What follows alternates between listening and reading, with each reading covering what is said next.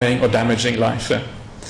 The second of these courses of action is stealing, and the opposite is generosity.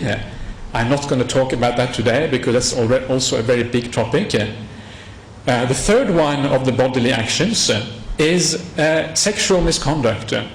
And this is actually an important one. This is actually a very interesting one. So I want to talk a little bit about this today. One of the things which is fascinating about this rule of abstaining from sexual misconduct is that it is one of those rules which is quite relative.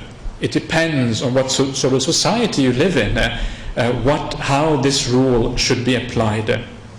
And I will give you a very obvious example. At the time of the Buddha, society was quite different from what it is today. And particularly women had a very different position in society.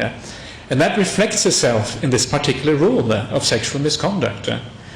When you read about this rule in the suttas, what the Buddha taught about this, it says that it is only sexual misconduct if a man has a sexual relationship with a wife of another man.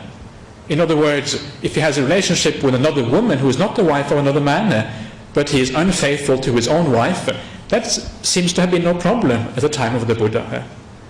And you can see why, because in those days you had polygamy, men would have many wives, and it was just a very different social situation. So a woman was, in a sense, used to the idea that a man was not supposed to be faithful. So in that circumstance, it was considered that there wasn't so much suffering to that woman, presumably, that there was a rule laid down against adultery. But, of course, in today's society, things have changed dramatically. And in today, we certainly wouldn't see any difference between adultery, whether it is by a man or a woman. It doesn't make any difference anymore.